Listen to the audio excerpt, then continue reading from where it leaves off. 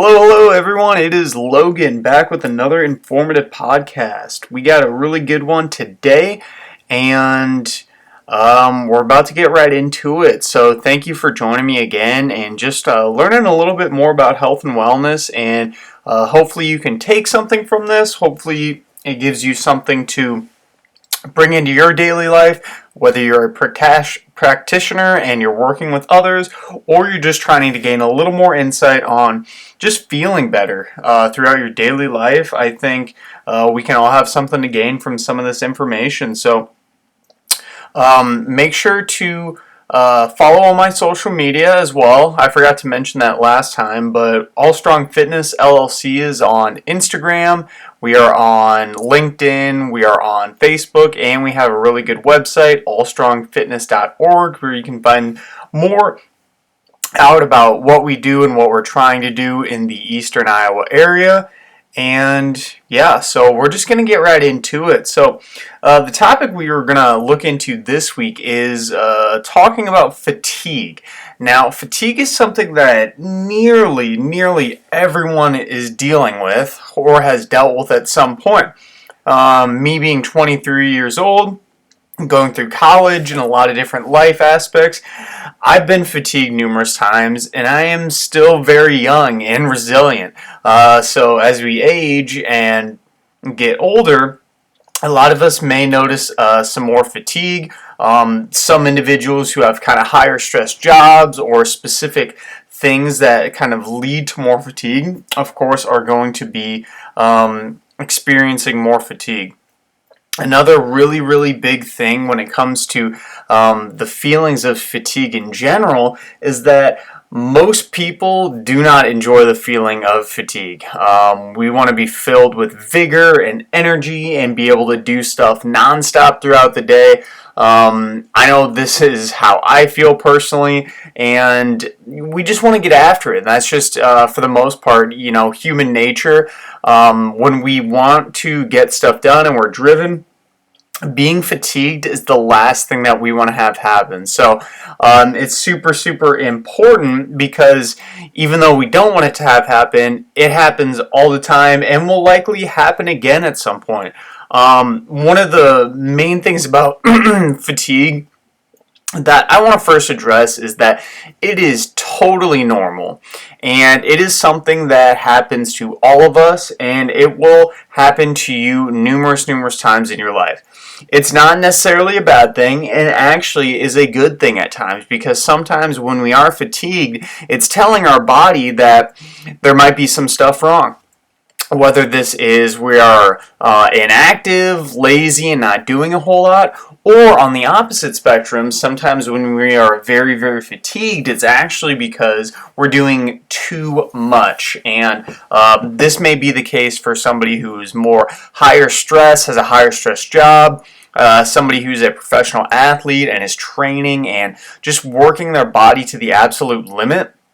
It kind of can be two different things depending on the person. So just kind of starting out with that and reminding ourselves that although we don't want to be fatigued, it's likely going to happen, and it's okay, because it's likely telling you that there's something that we can do. And that's kind of what we'll address further in this little podcast. So the first thing we can talk about is what actually is fatigue. And fatigue itself is very broad and will kind of depend on who you talk to. For some people, feeling fatigued might just be a little tiredness, a little drowsiness. For others, a feeling of fatigue might literally be being so tired that they cannot even get off the couch and do anything. It's going to come in a lot of different varieties for a bunch of different people. There's, fatigue tolerance, where some individuals can seemingly take as much fatigue as possible, and it doesn't even bother them, doesn't even faze them. So it kind of just depends on the person, but I think a good term would just be a general feeling of tiredness, whether that is being having central fatigue, which is basically your central nervous system. It's kind of everything that gets you up and going, your fight and flight. If you have fatigue with there, you might just be generally tired. Peripheral fatigue is more in relation to how your body is feeling, like your muscles and your joints and your bones, just everything when it comes to stuff outside the central nervous system. For most individuals, we're going to have a combination of these two types of fatigues. They're going to kind of stem from different things. Central fatigue may come from more mental stress and work-related stress, assuming we don't have a heavily physical job, while peripheral fatigue might be somebody who's more of a professional athlete, has a more physical job, and is using their muscles and energy on that type of stuff more frequently. So basically, we all know what fatigue is, and I hate making like a definition for yourself. If you feel fatigued, then that's being fatigued. Just like if you feel pain, that's having pain, right? It's our own experience, and it's different for everyone. So the next thing to talk about is kind of why do people experience fatigue? And I've kind of already mentioned and touched on this. It can be due to a variety of things. One of the first things that I think about when it comes to fatigue is people simply not getting enough physical activity. We've all noticed that as a lot of us with our desk jobs, we're sitting all day, we're not really doing much. Even though we're not exerting any physical energy, by the time we get off work, we're likely going to be super, super tired and not really in the mood to do any type of physical activity. And this is really, really funny because it's kind of a paradox almost. Like you think you'd be sitting all day, and you'd have energy and you'd want to go do stuff, but the exact opposite is usually the most part. And I'm sure you've noticed if you've sat at work and just been doing not a lot of physical activity all day, that even just getting up and going for a little walk, like a 5-minute walk to the bathroom and along the outskirts of your job location, will likely make you feel a little more energetic. Even that little stint of low intensity activity, it'll make you feel a lot better. So that's kind of one reason why people could feel fatigued. And then the other, another reason is potentially just being stressed out. Whether this is due to work-related stress, where you have a lot of different jobs on you, your boss is kind of coming down on you to have a lot of different things, you have deadlines, maybe you have kids, you name it, just outside stressors that can cause you to be overwhelmed and not be able to kind of cope with what you need. Another thing, and kind of the flip side of the first one, is people doing too much physical activity. And while I do say this, and I have personally experienced myself, I will say that this is definitely an anomaly, and you will get more people that haven't experienced this than people who have experienced this. And that's simply due to the nature of kind of the world we live in, where most individuals are very inactive, very sedentary, and don't get a lot of movement. So you're going to get more people kind of in that first realm who are fatigued and tired just because they haven't really done a whole lot and are not moving at all. And I think that really goes for everything of why people experience fatigue. It's really just a combination of all the different stressors in your life kind of going over the coping resources that your body and your mind can handle. So it'll be different for everyone, and it's really important for you to recognize what things are fatiguing and what things really aren't fatiguing for you. Now, what we're going to talk about next are just some easy ways to combat fatigue. Now, there's a lot of different things that are fatiguing that we honestly cannot control and cannot really do anything about. So the name of the game for fitness, health, and wellness is to do the things that are in our control that we can kind of make a note on and do to positively impact our life, because those things that are outside of our control, such as age, such as genetics, potentially even work environment. You may be in a situation where you can't really find another job, or the position you're in just offers something in your current life where you can't leave it. Again, there's some things that we can't control, but what we're going to dive into next is just a few kind of low-hanging fruit that make it a little easier, hopefully, to manage some of that fatigue. Now, one of the first things that is kind of a duh and obvious thing is to simply look at our sleep. If you are not sleeping properly and you wake up and automatically feel tired, of course you're going to feel more fatigued throughout the day.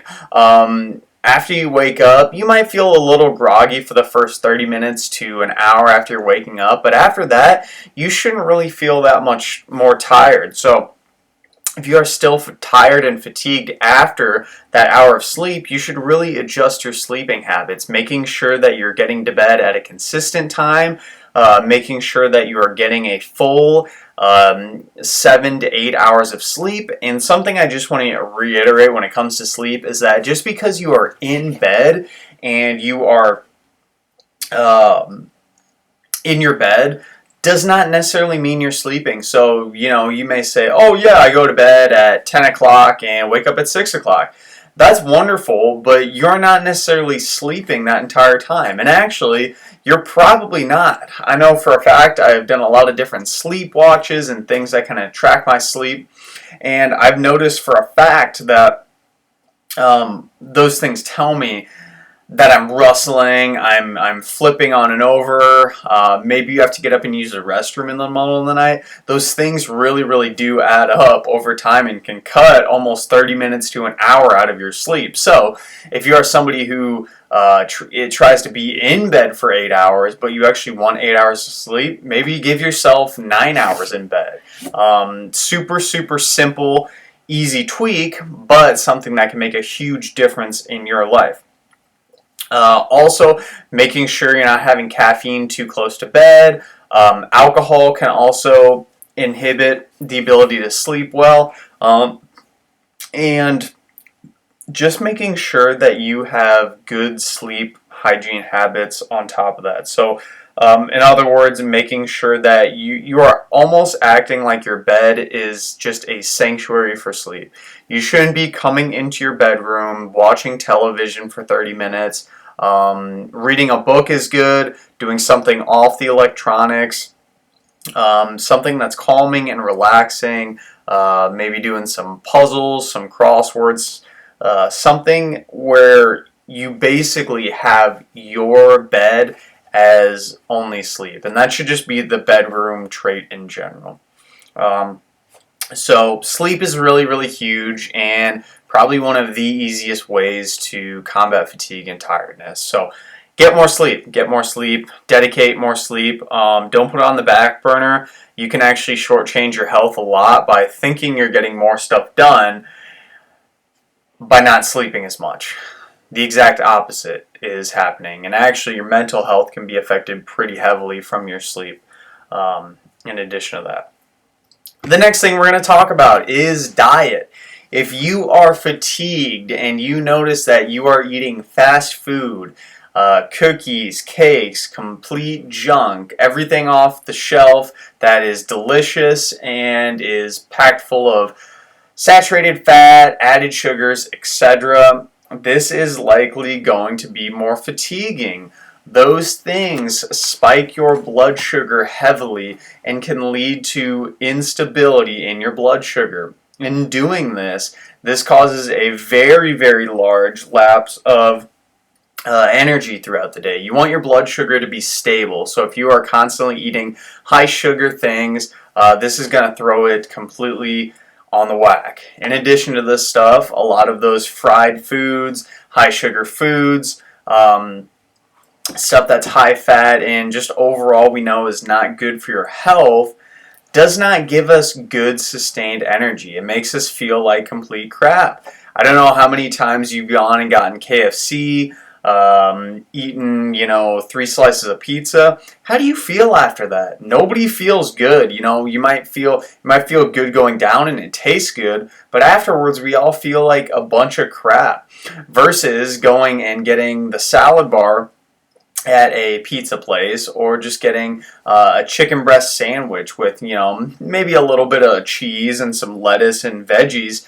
Those things are much lighter. They give you proper energy through the day, and they're just going to make you feel so much better. So when it comes to diet, making sure you're staying away from those fried things, those high fat, high sugar things, and you're just sticking with more whole options, give you sustained energy. Look at how professional athletes eat. Do you think they eat that way because it makes them fatigued? No, it makes them feel great.